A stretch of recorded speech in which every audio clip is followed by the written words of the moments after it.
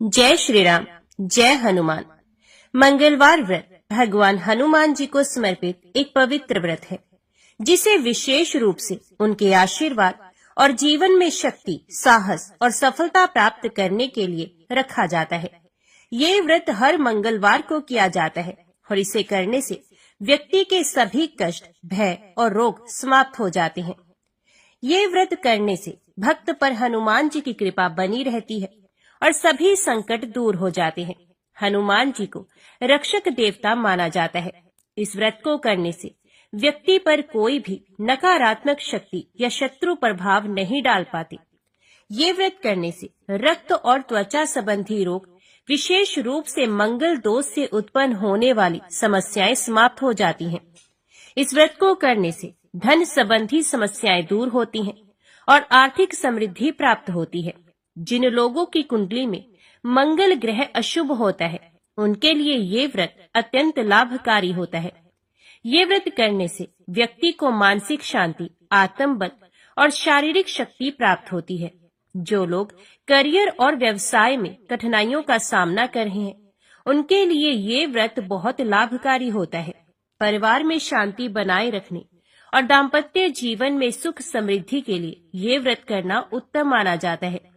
इस व्रत को करने के लिए प्रातः स्नान कर लाल वस्त्र धारण करें और व्रत का संकल्प लें। हनुमान जी को सिंदूर, चमेली का तेल, लाल फूल और गुड़ चना अर्पित करें। इस दिन हनुमान चालीसा, बजरंग बाण और सुंदर कांड का पाठ करना शुभ माना जाता है। इस दिन केवल फलाहार करें और अन्न ना खाएं। कुछ लोग केवल गुड़ चना और दूध का सेवन करते हैं। हनुमान मंदिर जाकर दर्शन करना और हनुमान जी के चरणों में अपनी समस्याएं समर्पित करना बहुत लाभकारी होता है। इस दिन जरूरतमंदों को गुड़ चना, लाल वस्त्र और भोजन का दान करें। हनुमान जी की आरती करें और प्रसाद का वितरण करें। अगले दिन प्रातः ब्राह्मण या जरूरतमंद को भोजन कराकर व्रत का पारण करें। ये व्रत हर मंगलवार को किया जाता है। मंगलवार का व्रत जीवन में सुख, शक्ति और समृद्धि लाने वाला व्रत है। ये व्रत भगवान हनुमान जी की कृपा प्राप्त करने, शत्रु बाधाओं से मुक्ति, स्वास्थ्य लाभ और मंगल ग्रह के अशुभ प्रभाव को दूर करने के लिए अत्यंत लाभकारी माना जाता है। जो भी श्रद्धालु इस व्रत को सच्चे मन और निष्ठा से करते हैं, उन्हें अवश्य ही सफलता प्राप्त होती है। एक बार नैमिषारण्य तीर्थ में 80,000 मुनि एकत्रित होकर पुराणों के ज्ञाता श्री सूत जी से पूछने लगे, हे महामुनि, आपने हमें अनेक पुराणों की कथाएं सुनाई हैं। अब कृपा करके हमें ऐसा व्रत और कथा बताएं जिसके करने से संतान की प्राप्ति हो तथा मनुष्यों को रोग, शोक, अग्नि, सर्व दुख आदि का भय दूर हो। क्योंकि कलयुग में सभी जीवों की आयु बहुत कम है, फिर इस पर उन्हें रोग, चिंता के कष्ट लगे रहेंगे, तो फिर वे श्री हरि के चरणों में अपना ध्यान कैसे लगा सकेंगे। श्री सूत जी बोले, हे मुनियों, आपने लोक कल्याण के लिए बहुत ही उत्तम बात पूछी है। एक बार युधिष्ठिर ने भगवान श्री कृष्ण से लोक कल्याण के लिए यही प्रश्न किया था। भगवान श्री कृष्ण और युधिष्ठिर का संवाद तुम्हारे सामने कहता हूँ, ध्यान देकर सुनो। एक समय पांडवों की सभा में श्री कृष्ण जी बैठे हुए थे।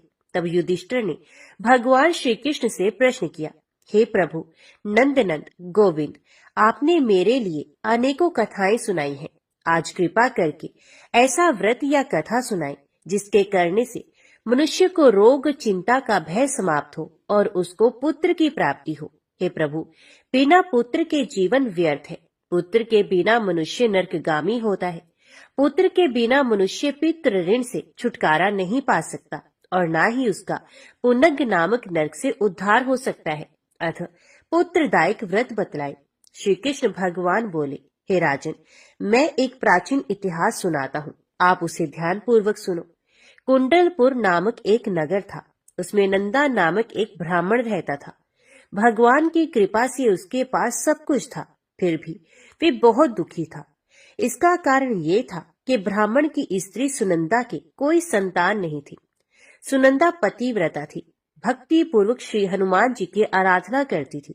मंगलवार के दिन व्रत करके अंत में भोजन बनाकर हनुमान जी का भोग लगाने के बाद स्वयं भोजन करती थी। एक बार मंगलवार के दिन ब्राह्मणी गृह कार्य की अधिकता के कारण हनुमान जी को ना तो भोग लगा सकी, तो इस पर उसे बहुत दुख हुआ। उसने कुछ भी नहीं खाया और अपने मन में प्रण किया कि अब तो अगले मंगलवार को ही हनुमान जी का भोग लगाकर अन्न जल ग्रहण करूंगी। ब्राह्मणी सुनंदा प्रतिदिन भोजन बनाती, श्रद्धा पूर्वक पति को खिलाती, परंतु स्वयं भोजन नहीं करती। मन ही मन श्री हनुमान जी की आराधना करती थी। इस प्रकार 6 दिन गुजर गए और ब्राह्मणी सुनंदा अपने निश्चय के अनुसार भूखी प्यासी निराहार रही। अगले मंगलवार को ब्राह्मणी सुनंदा प्रातः काल ही बेहोश होकर गिर पड़ी। ब्राह्मणी सुनंदा की इस असीम भक्ति के प्रभाव से श्री हनुमान जी बहुत प्रसन्न हुए और प्रकट होकर बोले, सुनंदा, मैं तेरी भक्ति से बहुत प्रसन्न हूँ, तू उठ और कोई वर मांग। सुनंदा अपने आराध्य देव श्री हनुमान जी को देखकर आनंद की अधिकता से विवल हो श्री हनुमान जी के चरणों में गिरकर बोली, हे प्रभु, मेरी कोई संतान नहीं, कृपा करके मुझे संतान प्राप्ति का आशीर्वाद दे, आपकी अति कृपा होगी। श्री महावीर जी बोले, तेरी इच्छा पूर्ण होगी, तेरे एक कन्या पैदा होगी, उसके अष्टांग प्रतिदिन सोना दिया करेंगे। इस प्रकार कहकर श्री महावीर जी अंतर ध्यान हो गए। ब्राह्मणी सुनंदा बहुत हर्षित हुई और सभी समाचार अपने पति से कहा। ब्राह्मण देव कन्या का वरदान सुनकर कुछ दुखी हुए, परंतु सोना मिलने की बात सुनी तो बहुत प्रसन्न हुए। विचार किया कि ऐसी कन्या के साथ मेरी निर्धनता भी समाप्त हो जाएगी। श्री हनुमान जी की कृपा से वे ब्राह्मणी गर्भवती हुई और 10वें महीने में उसे बहुत ही सुंदर पुत्री प्राप्त हुई। यह बच्ची अपने पिता के घर में ठीक उसी तरह से बढ़ने लगी जिस प्रकार शुक्ल पक्ष का चंद्रमा बढ़ता है। 10वें दिन ब्राह्मण ने उस बालिका का नामकरण संस्कार कराया। उसके कुल पुरोहित ने उस बालिका का नाम रत्नावली रखा, क्योंकि यह कन्या सोना प्रदान किया करती थी। इस कन्या ने पूर्व जन्म में बड़े ही विधान से मंगल देव का व्रत किया था। रत्नावली का अष्टांग बहुत सा सोना देता था। उस सोने से नंदा ब्राह्मण बहुत ही धनवान हो गया। अब ब्राह्मणी भी बहुत अभिमान करने लगी। समय बीतता रहा। अब रत्नावली 10 वर्ष की हो चुकी थी। एक दिन जब नंदा ब्राह्मण पर संचित था, तब सुनंदा ने अपने पति से कहा, मेरी पुत्री रत्नावली विवाह के योग्य हो गई है, अतः आप कोई सुंदर तथा योग्य वर देकर इसका विवाह कर दे। ये सुनकर ब्राह्मण बोला, अभी तो रत्नावली बहुत छोटी है। तब ब्राह्मणी बोली, शास्त्रों की आज्ञा है कि कन्या 8वें वर्ष में गौरी, 9 वर्ष में रोहिणी, 10वें वर्ष में कन्या, इसके पश्चात रजस्वला हो जाती है। गौरी के दान से पाताल लोक की प्राप्ति होती है, रोहिणी के दान से वैकुंठ लोक मिलता है, कन्या के दान से इंद्र लोक में सुखों की प्राप्ति होती है। अगर हे पतिदेव रजस्वला का दान किया जाता है तो घोर नरक की प्राप्ति होती है। इस पर ब्राह्मण बोला, अभी तो रत्नावली मात्र 10 ही वर्ष की है और मैंने तो 16-16 साल की कन्याओं के विवाह भी करवाए हैं, अभी जल्दी क्या है।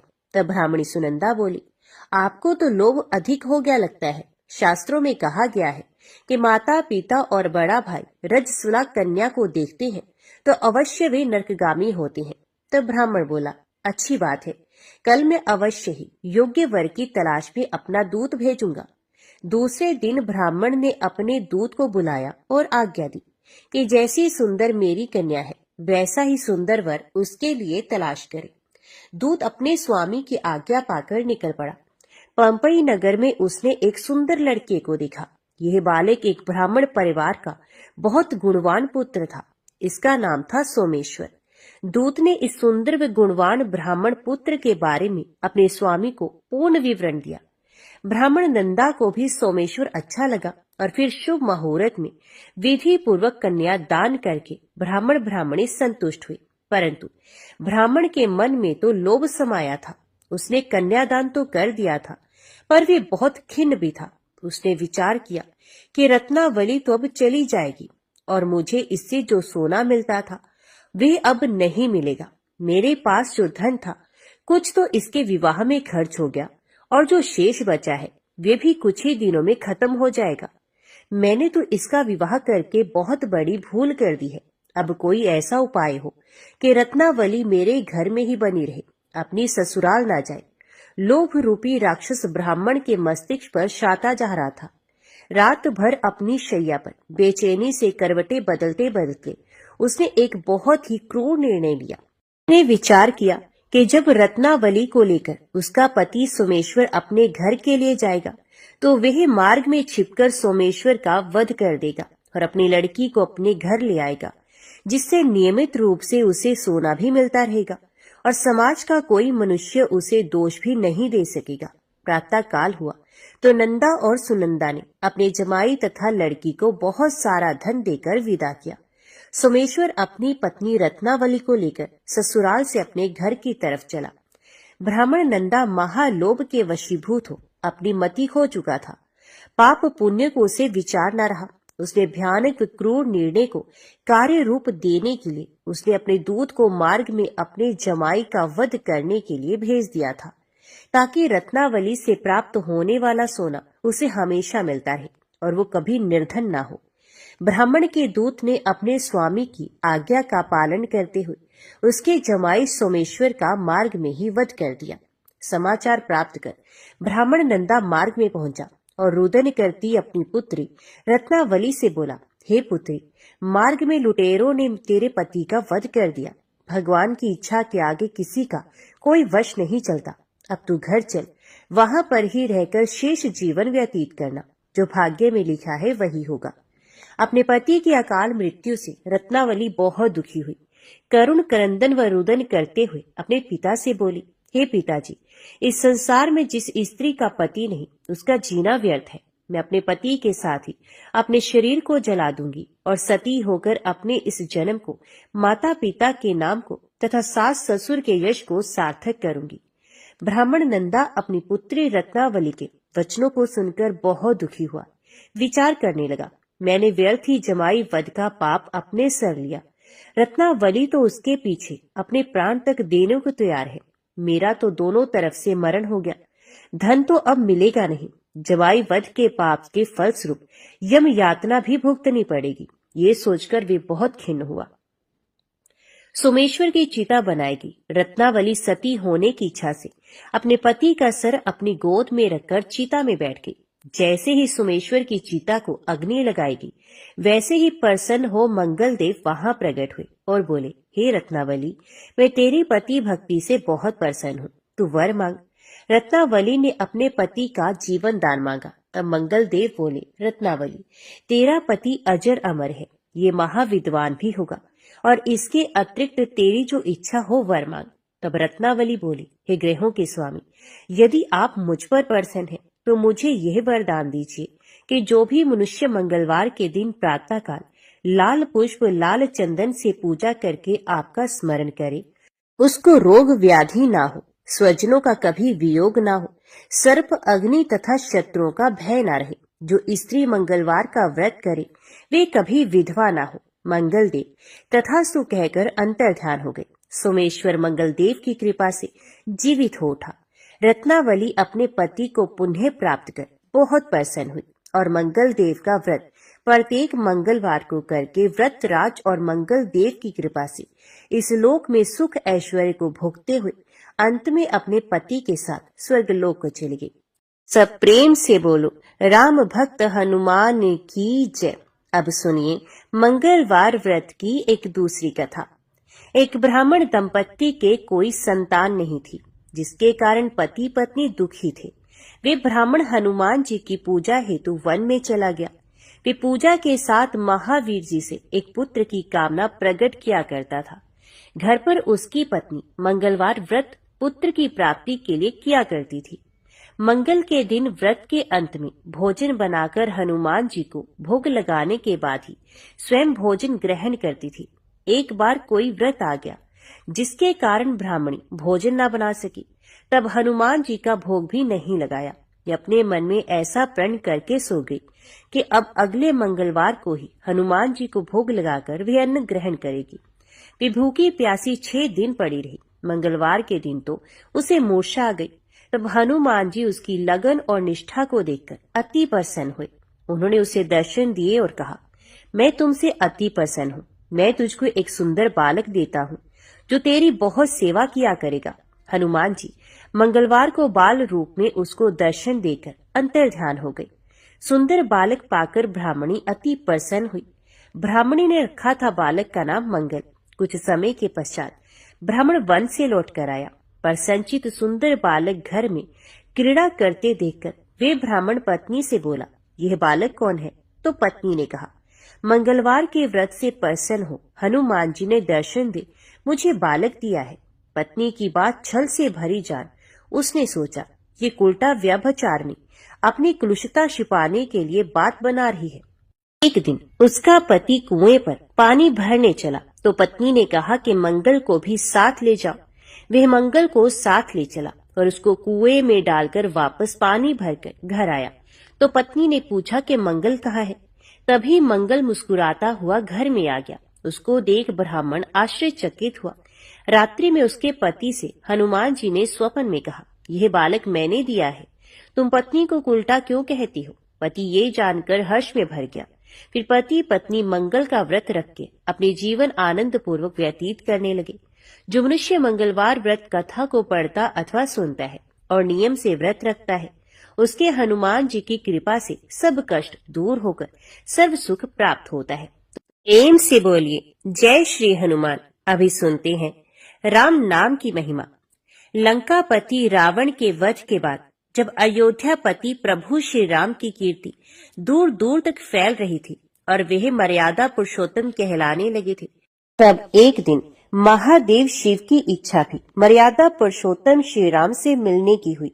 पार्वती जी को संग लेकर महादेव कैलाश पर्वत से उतरकर अयोध्या नगरी के रास्ते पर चल पड़े। भगवान शिव और माँ पार्वती को अयोध्या आया देखकर राम जी बहुत खुश हुए।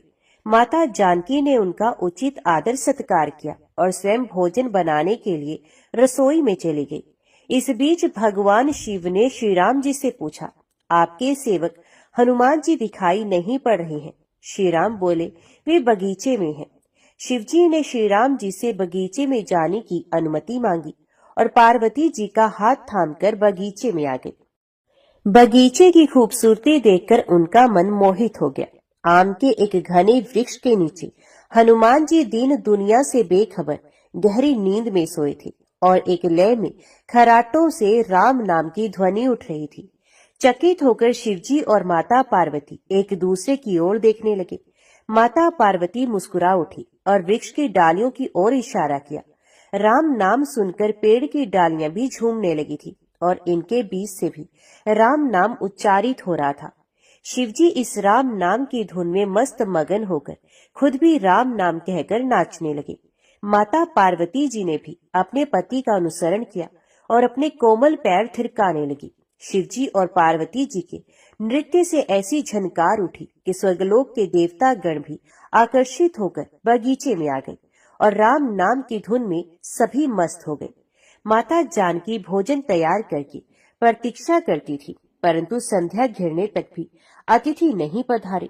तब अपने देवर लक्ष्मण जी को बगीचे में भेजा। लक्ष्मण जी तो स्वयं को श्री राम का सेवक ही मानते थे। अतः बगीचे में आकर जब उन्होंने धरती पर स्वर्ग का नजारा देखा तो खुद भी राम नाम की धुन में झूम उठे। महल में माता जानकी परेशान हो रही थी कि अभी तक भोजन ग्रहण करने कोई भी क्यों नहीं आया।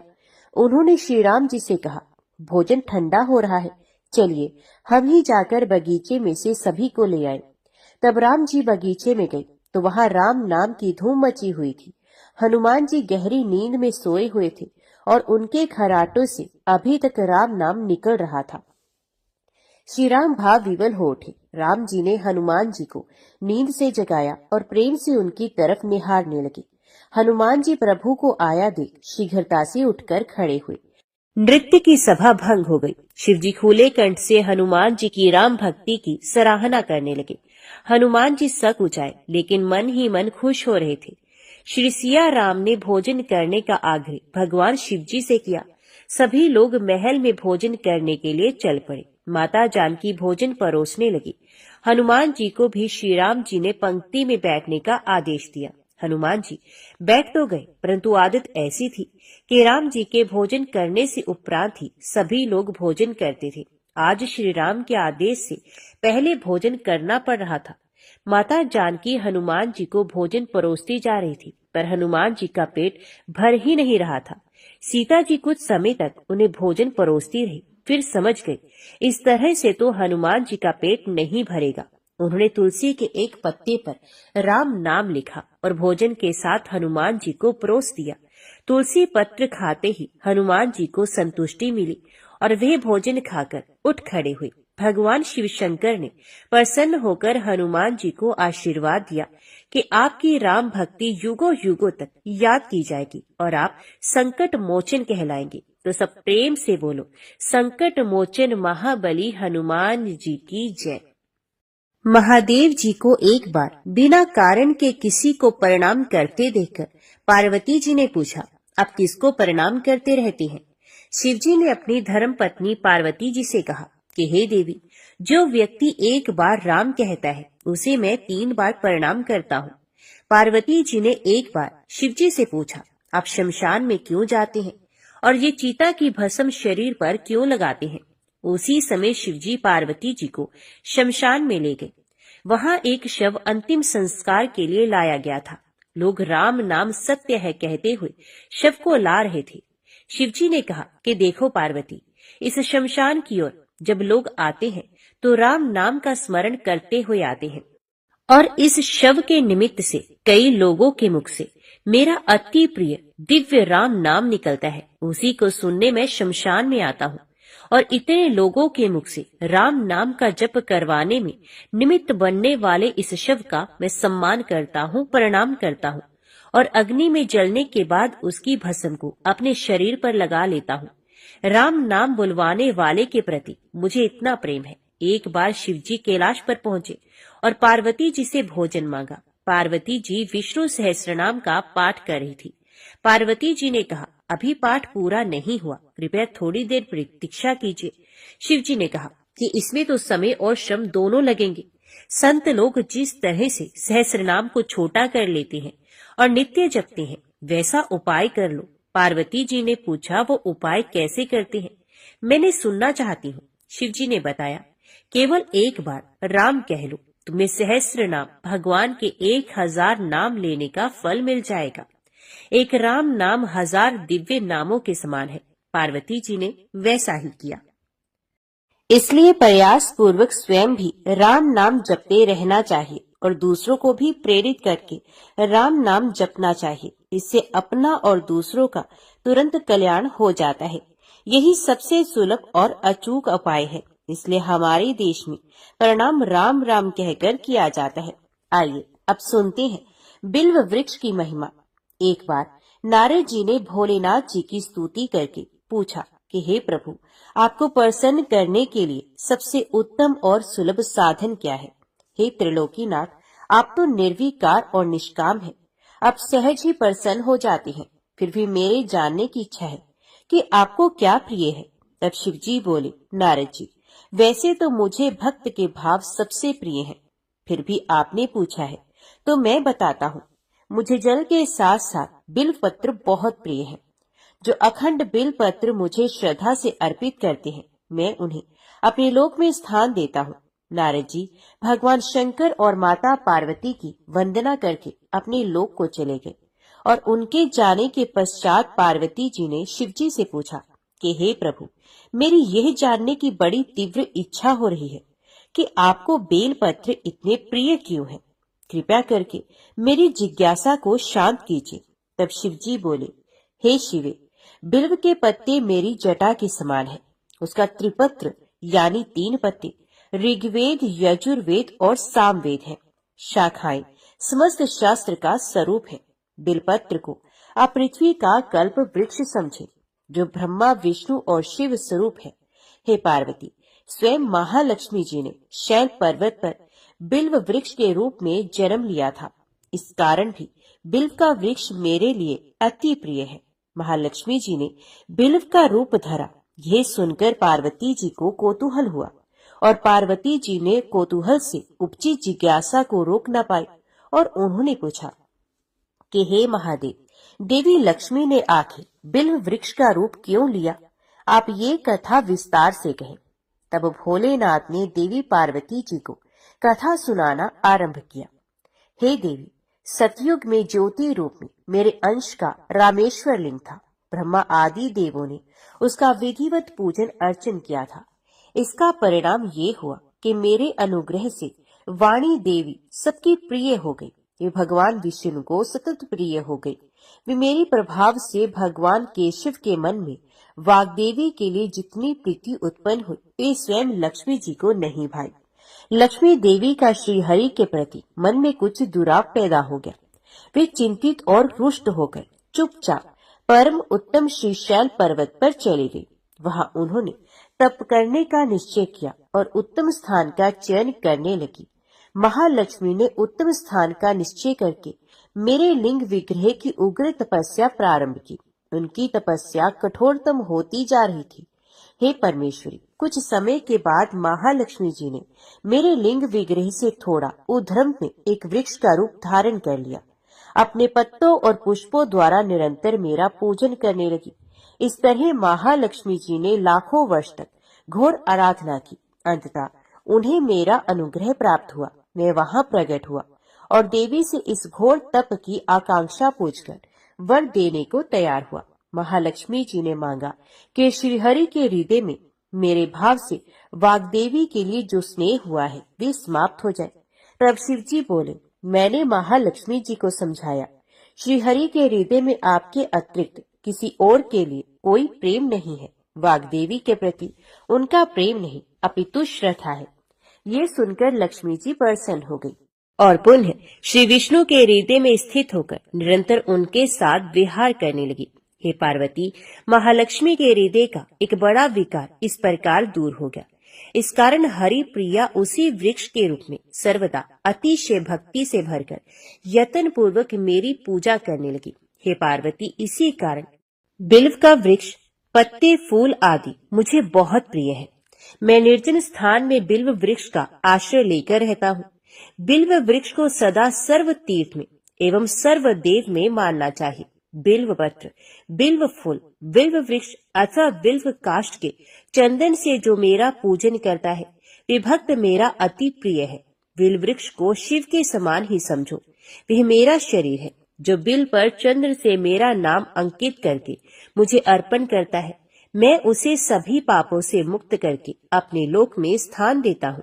तो हे देवी, उस व्यक्ति को स्वयं लक्ष्मी जी भी नमस्कार करती हैं जो मेरा पूजन करते हैं।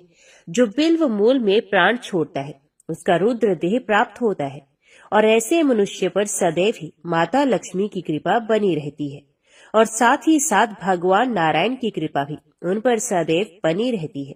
तो सब प्रेम से बोलिए, भगवान शिव और माता पार्वती की जय। आइए अब सुनते हैं मंगलवार को सुनी जाने वाली मंगला गौरी माता की पौराणिक व्रत कथा। पूर्व काल में कुरु देश में श्रुत कीर्ति नामक एक विद्वान, कीर्तिशाली, शत्रुओं का नाश करने वाले, 64 कलाओं का ज्ञाता तथा धनुर्विद्या में कुशल राजा हुआ था। पुत्र के अतिरिक्त अन्य सभी शुभ चीजें उस राजा के पास थी। अतः वे राजा संतान के विषय में अत्यंत चिंतित हुआ और जब ध्यान पूर्वक देवी की आराधना करने लगा तब उसकी कठोर तपस्या से देवी प्रसन्न हो गई और उससे ये वचन बोली, हे सुव्रत, वर मांगो। श्रुत कीर्ति बोला, हे देवी, यदि आप मुझ पर प्रसन्न हैं तो मुझे सुंदर पुत्र दीजिए। हे देवी, आपकी कृपा से अन्य किसी भी वस्तु का अभाव नहीं है। उसका ये वचन सुनकर पवित्र मुस्कान वाली देवी ने कहा, हे राजन, तुमने अत्यंत दुर्लभ वर मांगा है, फिर भी कृपावश मैं तुम्हें अवश्य दूंगी। किंतु हे राजेंद्र, सुनिए, यदि परम गुणी पुत्र चाहते हो तो वह केवल 16 वर्ष तक ही जीवित रहेगा और यदि रूप तथा विद्या से विहीन पुत्र चाहते हो तो दीर्घजीवी होगा। देवी का ये वचन सुनकर राजा चिंतित हो गए और पुनः अपनी पत्नी से परामर्श करके उसने गुणवान तथा सभी शुभ लक्षणों से संपन्न 16 वर्ष की आयु वाला पुत्र मांगा। तब देवी ने भक्ति संपन्न राजा से कहा, हे नृपनंदन, मेरे मंदिर के द्वार पर एक आम का वृक्ष है। उसका एक फल लाकर मेरी आज्ञा से अपनी भार्या को उसे भक्षण करने हेतु प्रदान करो, जिससे वे शीघ्र ही गर्भ धारण करेगी, इसमें संदेह नहीं। प्रसन्न होकर राजा ने वैसा ही किया और उसकी पत्नी ने गर्भ धारण किया। 10वें महीने में उसने देवतुल्य सुंदर पुत्र को जन्म दिया। तब हर्ष तथा शोक से युक्त राजा ने बालक का जात कर्म आदि संस्कार किया और शिव का स्मरण करते हुए उसका नाम चिरायु रखा। इसके बाद पुत्र ने 16 वर्ष के होने पर पत्नी सहित राजा चिंता में पड़ गए और वे विचार करने लगा कि यह पुत्र बड़े कष्ट से प्राप्त हुआ है और मैं इसकी दुखद मृत्यु अपने ही सामने कैसे देख सकूंगा। ऐसा विचार करके राजा ने पुत्र को उसके मामा के साथ काशी भेज दिया। प्रस्थान के समय राजा की पत्नी ने अपने भाई से कहा कि कार्पटिक का वेश धारण करके आप मेरे पुत्र को काशी ले जाइए। मैंने भगवान मृत्युंजय से पूर्व में पुत्र के लिए प्रार्थना की थी और कहा था कि हे विश्वेश्वर, आप जगतपति की यात्रा के लिए मैं उस पुत्र को अवश्य भेजूंगी। अतः आप मेरे पुत्र को आज ही ले जाइए और सावधानी पूर्वक इसकी रक्षा कीजिएगा। अपनी बहन की ये बात सुनकर भांजे के साथ वे मामा चल पड़ा। कई दिनों तक चलते चलते वे आनंद नामक एक नगर में पहुंचा। वहां सभी प्रकार की समृद्धियों से संपन्न वीरसेन नाम वाला राजा रहता था। उस राजा की एक सर्व लक्षण संपन्न युवा अवस्था प्राप्त मनोहर तथा रूप लावण्यमयी मंगला गौरी नामक कन्या थी। सभी उपमानों को तुच्छ करके सौंदर्य अभिवृद्धि को प्राप्त वह कन्या किसी समय सखियों के साथ नगर के उपवन में क्रीड़ा करने के लिए गई हुई थी। उसी समय वह चिरायु तथा उसका मामा वे दोनों भी वहां पहुंच गए और उन कन्याओं को देखने की लालसा से वहीं विश्राम करने लगे। इसी बीच विनोद पूर्वक क्रीड़ा करती हुई उन कन्याओं में से किसी एक ने कुपित होकर राजकुमारी को रांड कहा। तब उस अशुभ वचन को सुनकर राजकुमारी ने कहा, तुम अनुचित बात क्यों बोल रही हो? मेरे कुल में तो इस प्रकार की कोई नहीं है। मंगला गौरी की कृपा से तथा उनके व्रत के प्रभाव से विवाह के समय जिसके सर पर मेरे हाथ से अक्षत पड़ेंगे, हे सखी, वह यदि अल्प आयु वाला भी होगा तो भी चिरंजीवी हो जाएगा। इसके बाद वह सभी कन्याएं अपने अपने घर को चलेगी। उसी दिन राजकुमारी का विवाह था। बालिक देश के दृढ़ धर्मा नामक राजा के सुकेतु नाम वाले पुत्र के साथ उसका विवाह निश्चित किया गया था। वह सुकेतु विद्याहीन, कुरूप तथा बहरा था। तब सुकेतु के साथ आए हुए उन लोगों ने विचार किया कि इस समय कोई दूसरा श्रेष्ठ वर ले जाना चाहिए और विवाह संपन्न हो जाने के बाद वहां सुकेतु पहुंच जाए। उन लोगों ने चिरायु के मामा के पास जाकर याचना की कि आप इस बालक को हमें दे दीजिए, जिससे हमारा कार्य सिद्ध हो जाए। इस पृथ्वी पर परोपकार के समान दूसरा कोई धर्म नहीं। उनकी बात सुनकर चिरायु का मामा मन ही मन बहुत प्रसन्न हुआ, क्योंकि इसने उपवन में पहले ही कन्या मंगला गौरी की बात सुन ली थी। फिर भी उसने एक बार कहा कि आप लोग इसे किस लिए मांग रहे हैं? कार्य की सिद्धि हेतु वस्त्र, अलंकार आदि मांगे जाते हैं, वर तो कहीं भी नहीं मांगा जाता। तथापि आप लोगों का सम्मान रखने के लिए मैं इसे दे रहा हूँ। इसके बाद चिरायु को वहां ले जाकर उन लोगों ने विवाह संपन्न कराया। सप्तपदी आदि के हो जाने पर रात्रि में शिव पार्वती की प्रतिमा के समक्ष उस चिरायु ने हर्ष युक्त होकर मंगला गौरी के साथ शयन किया। उसी दिन चिरायु के 16 वर्ष पूर्ण हो चुके थे और अर्धरात्रि में साक्षात काल सर्प रूप में वहां आ गया। इसी बीच संयोगवश राजकुमारी जाग गई। उसने उस महासर्प को वहां देखा और वे भय से व्याकुल होकर कांपने लगी। तभी उस कन्या ने धैर्य धारण 16 उपचारों से सर्प की पूजा की और पीने के लिए उसे दूध दिया। उसने दीनता भरी वाणी में उस सर्प की प्रार्थना तथा स्तुति की। मंगला गौरी प्रार्थना करने लगी कि मैं उत्तम व्रत को करूंगी, जिससे मेरे पति जीवित रहें। ये जिस तरह से चिरकाल तक जीवित रहे, अब वैसा ही कीजिए। इतने में सर्प वहां स्थित एक कमंडलू में प्रवेश कर गया। उस मंगला गौरी ने अपने कंचुकी से उस कमंडलू का मुंह बांध दिया। इसी बीच उसका पति अंगड़ाई लेकर जाग गया और अपनी पत्नी से बोला, हे प्रिय, मुझे भूख लगी है। तब वह अपनी माता के पास जाकर खीर, लड्डू आदि ले आई और उसके द्वारा दिए गए भोजन पदार्थ को उसने प्रसन्न मन होकर खाया। भोजन के पश्चात हाथ धोते समय उसके हाथ से अंगूठी गिर पड़ी। तांबुल खाकर वह पुण्य सो गया। इसके बाद मंगला गौरी कमंडलू को फेंकने के लिए जाने लगी। विधि की कैसी गति है कि उस कमंडलू में से बाहर की ओर जगमग करती हुई हार कांति को देखकर वे आश्चर्यचकित हो गई। घट में स्थित उस हार को उसने अपने कंठ में धारण किया इसके बाद कुछ रात शेष रहते ही चिरायु का मामा आकर उसे ले गया। इसके बाद वर पक्ष के लोग सुकेतु को वहां ले आए। उसे देख मंगला गौरी ने कहा कि यह मेरा पति नहीं है। तब उन सभी ने उससे कहा, हे शुभे, तुम ये क्या बोल रही हो? यहाँ तुम्हारा कोई परिचायक हो तो उसे हम लोगों को बताओ। मंगला गौरी बोली, जिसने रात्रि में 9 रत्नों से बनी अंगूठी दी है, उसकी अंगुली में इसे डालकर परिचायक निशानी देख लो। मेरे पति ने रात्रि में मुझे जो हार दिया था, उसके रत्नों का समुदाय कैसा है, बात को यह बताए। ये तो कोई अन्य ही है। इसके अतिरिक्त रात्रि में आम सींचते समय उनका पैर कुमकुम से लिप्त हो गया था। वह मेरी जांघ पर अब भी विद्यमान है। उसे आप लोग शीघ्र देख लें। साथ ही रात में परस्पर भाषण तथा भोजन आदि जो कुछ किया गया था, उसे भी ये बता दे। तब ये निश्चय ही मेरा पति है। इस प्रकार उसका वचन सुनकर सभी ठीक है कहने लगे। किंतु जब एक भी बात नहीं मिली, तब सभी ने सुकेतु को उसका पति होने से निषिद्ध कर दिया और वर पक्ष वाले जिस तरह से आए थे उसी तरह से चले गए। उसके बाद अपने वंश को बढ़ाने वाले महान यश से संपन्न तथा परम मनस्वी मंगला गौरी के पिता ने अन्न पान आदि का सत्र चलाया। उन्होंने वर पक्ष का वृत्तांत कानों कान सुन लिया कि स्वरूप से कुरूप होने के कारण लोगों के द्वारा किसी अन्य को वर के रूप में आदर पूर्वक लाया गया था। तब उन्होंने अपनी कन्या को पर्दे के भीतर बिठा दिया।